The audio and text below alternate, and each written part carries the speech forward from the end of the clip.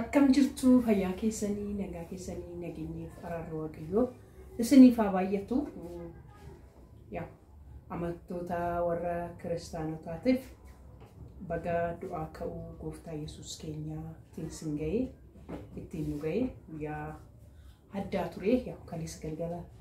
wajjin jireenyaan irra nutti fakkaata har'a immoo waan tokko isin kaasuu dhufee ji'oonni darban kun ji'oota gaarii ture fuula waaqayyoo fuulduratti kufnu ture fuula waaqayyoo barbaannu ture waan hedduu keessa dabarre ture akkasumas jechuudha waan adda addaatiin hojii gaariidhaan fuula rabbii turre warroonni turres jechuudha warroonni turres jiraachuu dandeenya garuu isa keessatti maal hubachuu qabna jechuudha hamma ji'uun kun bakka waggaa waggaadhaan ta'e gaarummaan keenyas tollisaas araarrisaas nuuf fannoo irratti eeganuulee cubbuu keenyaaf waggaa 2000 dura yaadannoodhaaf malee paasgaanii wayin immoo guyyaa ayyaana qixxaa Israa'eloota biratti beekamuun kabajamaa ture jechuudha. Amma immoo paasgaan keenya immoo Kiristoos ta'ee cubbuu ilma namaa kamiifiyyuu ilma namaa ati Oromoodhaa, ati Amaaraadhaa, ati Tigireedhaa, ati Uraageedhaa, ati maadha jedhee nama filatee miti annuuf du'e hunduma keenyaaf du'e jechuudha. Kanaaf nama biyya lafaa kanarra jiruuf hundumaadhaaf jechuudha. Guyyaanis guyyaa addaa turte guyyaa gammachuu guyyaa hundumaa ture kaleessa arreetti qalate sireetti qalate yaanoolaa qalate soolaa qalate sangaa qalate akkuma akkasaatti dabarsee jechuudha. Akkasumas immoo akkasumatti bishaan isaa irratti kadhatee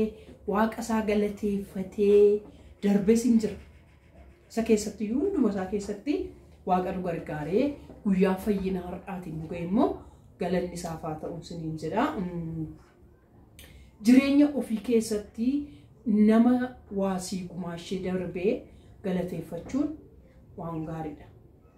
Maaliif bishaan burcuqqoo tokko hin taane amma mana keenyatti jechuudha mana eebbaatti waayibsiin kun durbirii 60 ture hamma garuu 110 wayi galeera jechuudha. Namni eebbuudhaaf daayiparii kana waayibsii kana bitee fi galateeffamuu qaba jechuudha. Jireenya namaa keessatti namni tokko bishaan mallee Yoosiif kenne galatuun jedhaani maaliif guyyaa hin beeknu ka guyyaatti gara rabbii deemnu wayin namni sunis immoo guyyaatti gara rabbiitti deemnu beeknu maaliif hin galateeffanne ka jireenya keenya keessatti waan hundumaa nuuf gochuu danda'u gaaf tokko illee bishaan sii kennuu danda'a gaaf tokko illee si gorsuu danda'a gaaf tokko waan tokko sii gochuu danda'a odoo hin galateeffatiin yoo irra dabartee baqa sammuun kee boqotu wayyoo yeessaan fidaa akkamittaan fidaa eessaan fidee too galateeffachuu dandeessa. Haadha kee ta'uu danda'a, abbaa manaa kee ta'uu danda'a, obboleessa kee ta'uu danda'a, obboleettii kee ta'uu danda'a, horma ta'uu danda'a jechuudha. Kanaaf iyyuu siniin jedha anaan yaa ijoolleen haadha eebbuu bira dhuftanii too ana biratti kabaja guddaa qabdu. Sabiskiraayiboonni koollee jechuudha. Sabiskiraayiboonni koo 7,700 wayi galleerra kaleessa siniin jedheera 8,000 galuu dharra'eera 8,000 immoo xiqqoodha waan taateef ishiin agarsiitu isin hundumtuu jechuudha dhuftanii sabiskiraayib na gochuu keessaniif dhuftanii na daawwachuu keessaniif gatii dhuftanii na daawwattaniifan maatii koo jedhee isinitti dhufa waan ta'eef jalqaba maatii koo isin maniyyuu galatoomaa waan siif jirra naan jettaniif waan siif sifaana naan jettaniif guddaa isaa godheen sin galateeffadha. Oolmaa guddaa nagaa qabdu warra sabiskiraayibonni koo hundi keessaniyyuu jechuudha. Warri dhuftanii na daawwattanis warri dhuftanii na daawwannes warri na jaalattanis warri na jibbitanis guddaa isin galateeffadha. Naaf galatoomaa isiniin jedha. Asumaan itti fufee haadha eebbuu maalaa sa'uudhaa fi kana hundumaa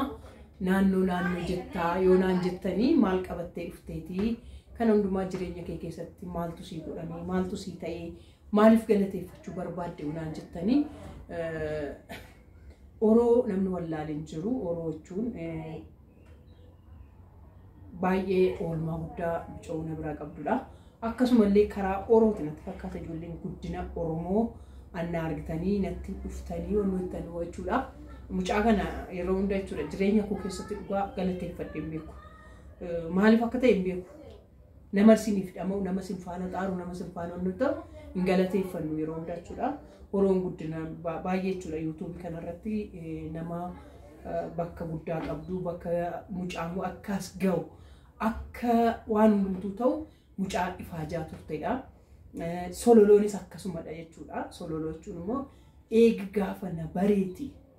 nama jijjiiramu nama geeddaramu nama yeroo hundumaa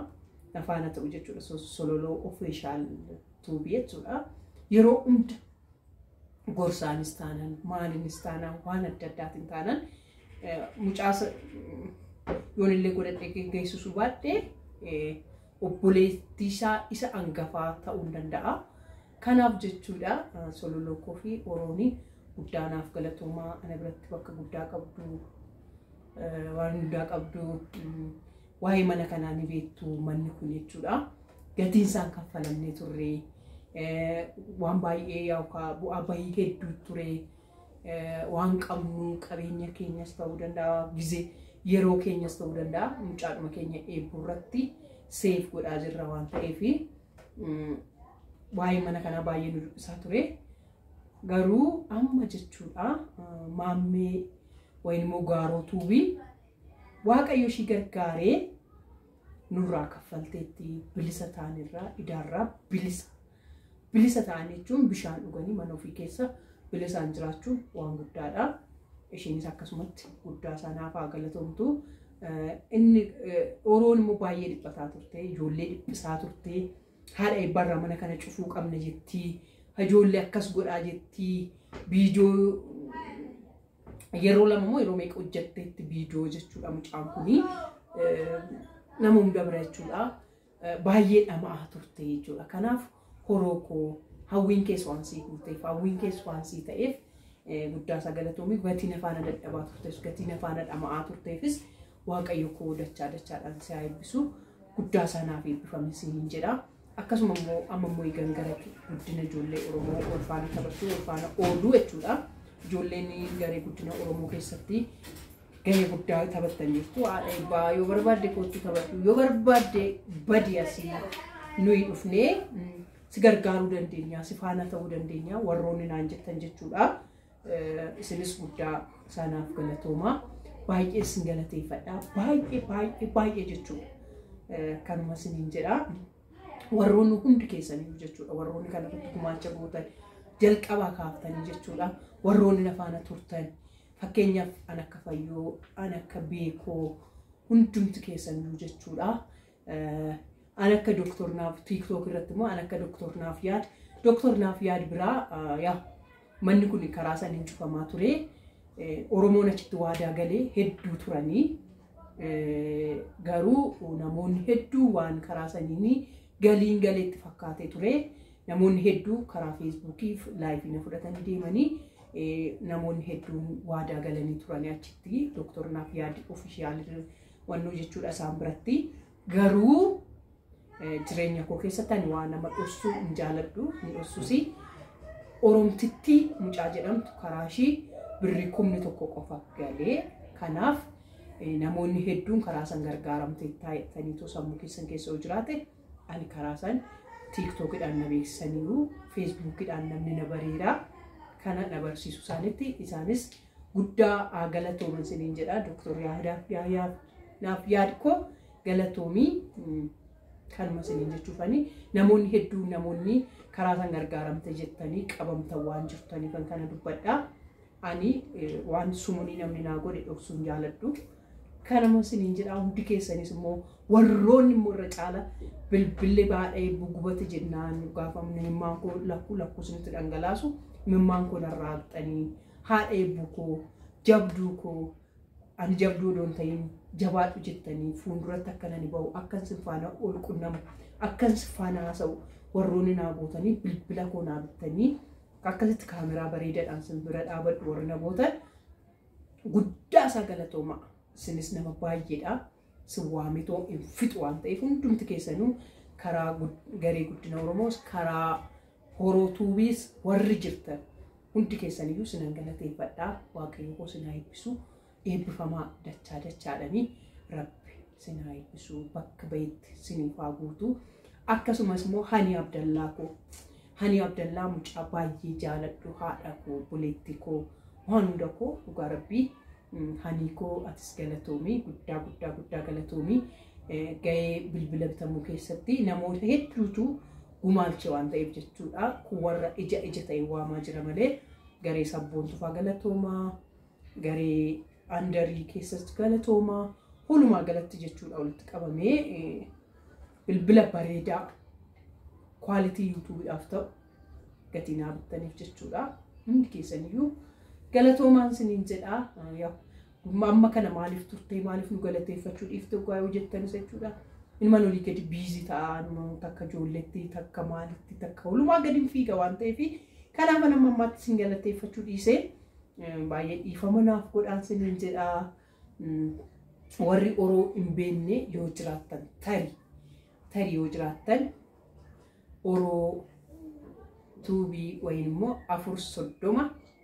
maatis godhadhaa jajjabeessaa galatoomi jedhaanii isiniin jedhaa isinin jaaladhaa isinin kabajaa bakka nagaa oolaa bakka nagaa bulaa waaqayyo koo sinaa eebbisuu naaf eebbifamaan siniin jedhaa yaa shakka bittin jedheen dhufe kanammoo yaa nuuraa koo beektu nuuraatu ispoonsara naaf ta'e mucaa amantiidhaanis waliin arginuu gosaanis waliin arginuu akkasuma immoo uffata aadaa Oromoosii maaliif hin uffannee warroonni naan jedhan jiru naan uffadha isin ispoonsara bichaa na godhaa uffachuudhaaf maafannis isin qofa ispoonsara na godhaa isiniin jedha isin ispoonsara na goonanani naan uffadha ani nama ispoonsara na godhan hundumaa naan uffadha waan ta'eef warri meeshaa keessan gurgurtaa keessan qabeenya keessan asitti dhuftanii beeksifachuu barbaadan hundiyyuu balballi haadha eebbaa banaadha koottaan isiniin jedha narraan bareedu jiru kamiin bareeda maalan fakkaata kanaaf jechuudha kunis anuma aadaa guddaa sanaaf galatooma isinan jaaladhaa horaa bulaa deebbanaa